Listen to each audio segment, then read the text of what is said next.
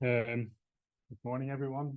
I am in a dangerous position. I'm the final one between you and coffee, so I'll try to be entertaining.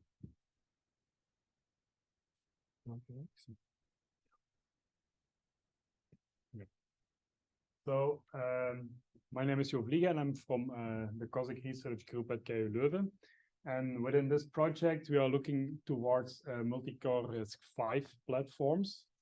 So the main idea that we have is that if you have a device today, like the nice car that Ulrich was showing, or a drone, there's a lot of different processors on these devices. So I just try to randomly highlight a couple of them. So for example, in the drone, there are a couple of new ones, different ones. So actually, to be sure that this device behaves the way you intended to behave, you should attest every single one of them. You should check, to this speed controller, are you working the way you're supposed to be working? Yes, I am. And you should do this for every single site. So to begin on the SBOM idea, so you want to have a list of all the different pieces of software that are running. So, but there is one thing that a vendor can give you a product with an SBOM, but do you trust that this software is indeed running on that machine or this microcontroller? So this is something that we want to attest, and this is where the attestation protocol comes in. So rather than running this protocol for every single microcontroller on the device, what we want to do is to substitute or to centralize all of these different microcontrollers into a single chip, so that there's only a single chip that needs to be attested. So that's what we want to do, and within this TrustedIoT project, we have chosen a drone as the vehicle actually to achieve this. So how will you merge these different chips? That's by using an FPGA, or that's at least our approach to it. To sort of prove that this can be a very diverse environment, we have simply picked 3 different RISC-V processors, because the idea is you already have a product and there is a microcontroller in place and you have written software for it. It's a company that is your bread and butter. So, but that now you need to move it into an FPGA. So what we try to do is to keep backward compatibility to the maximum, is that you pick a RISC-V implementation that resembles the platform you have developed for the most. So we chose a very small one, a very large one, and something in between. Also, to be a bit versatile, these are different HDLs that are used for the description of these implementations, but these are implementations for RISC-V processes that can be found online. So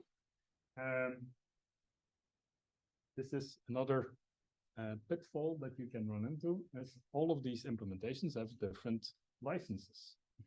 So we also took these 3 because they have a different license, and there are different things you can and you cannot do, but that's in one of the deliverables. We have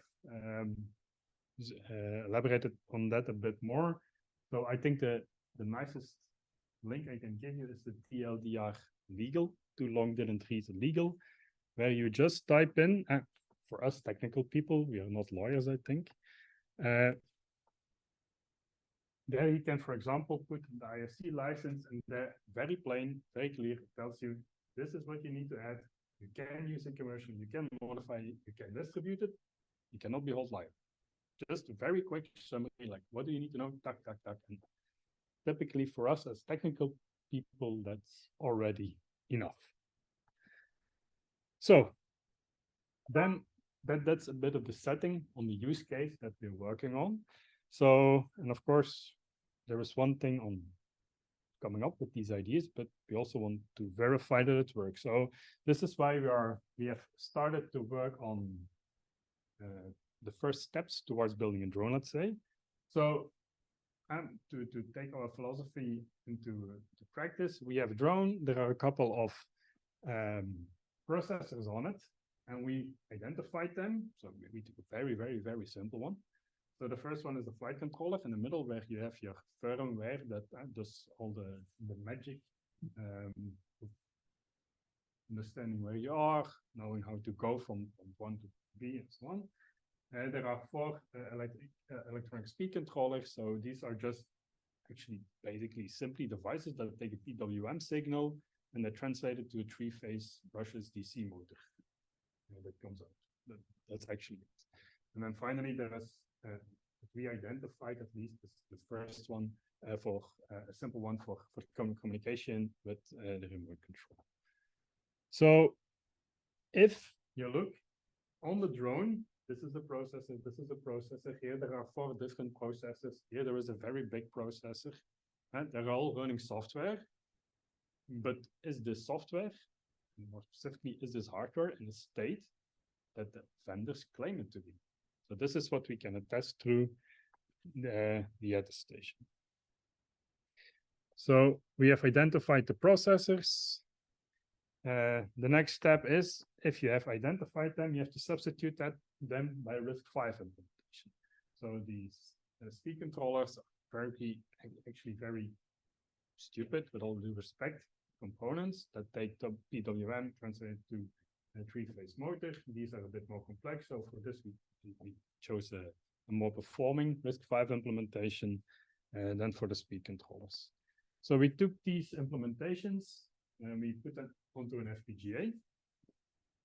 So now we have a single device where everything is centralized and these things are running software.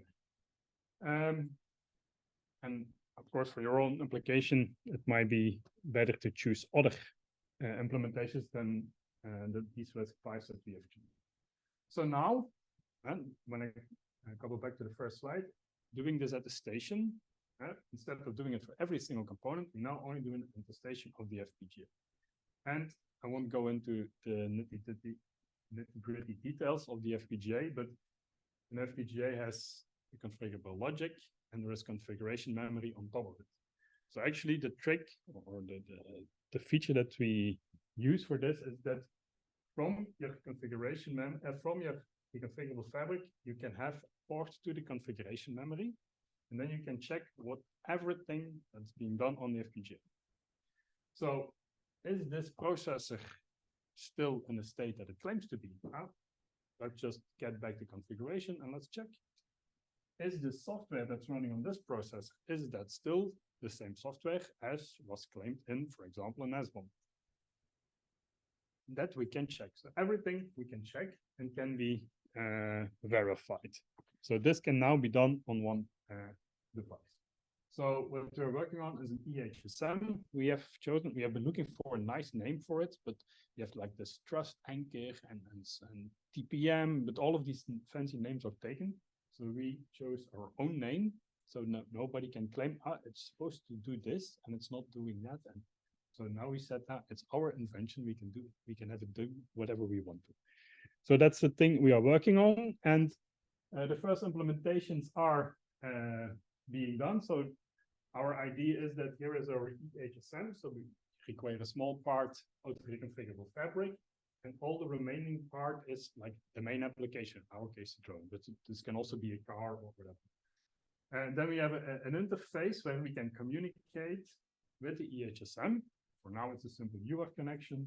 And there we can have this backdoor to the configuration memory where we can check and verify that everything is still running the way it should be running.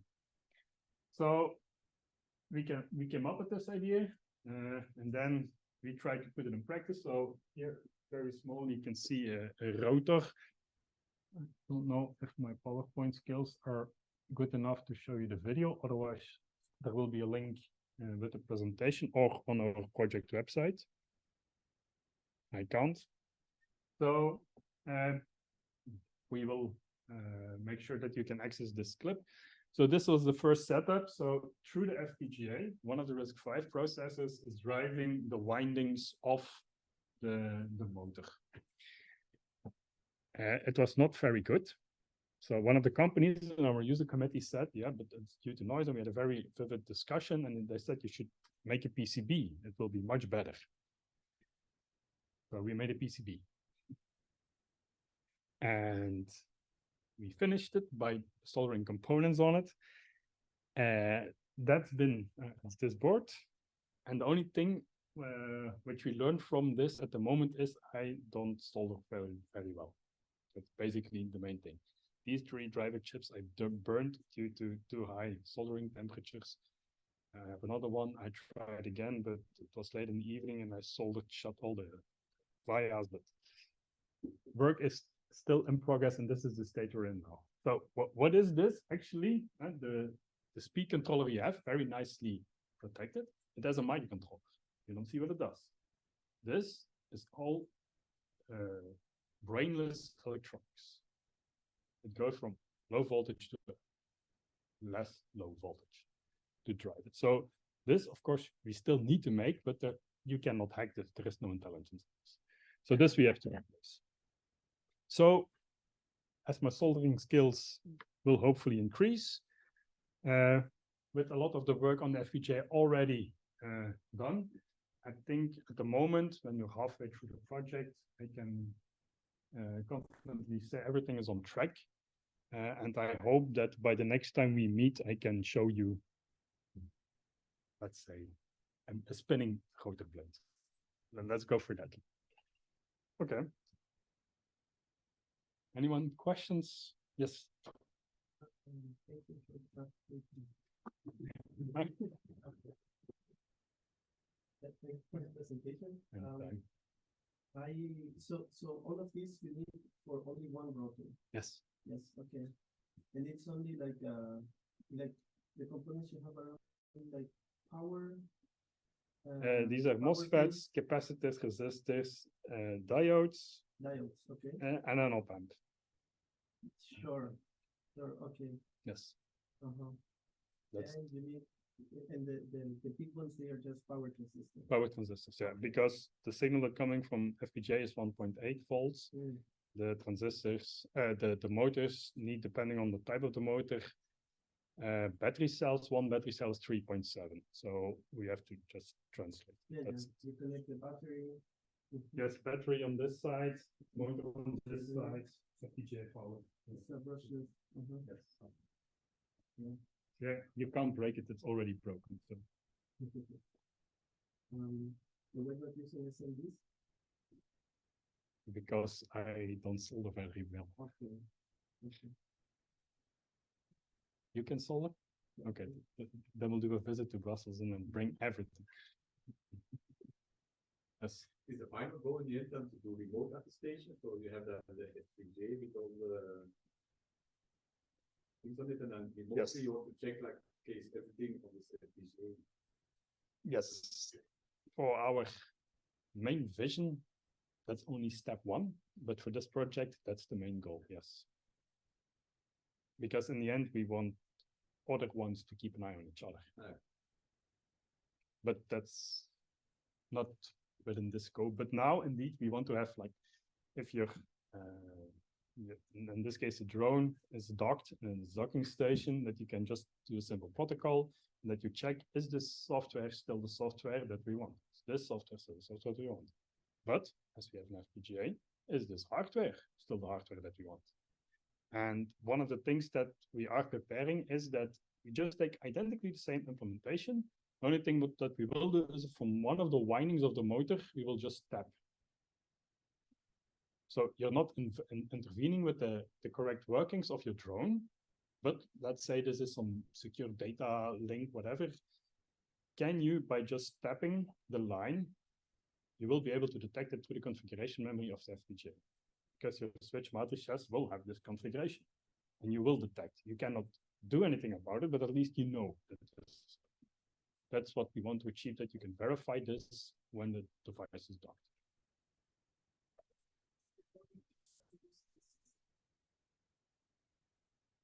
Okay, then, unless I'm mistaken, it's time for coffee. It is indeed. Thank you so much. Thank you. Let me see if there's also another question from the people online. No, I think you're in the clear.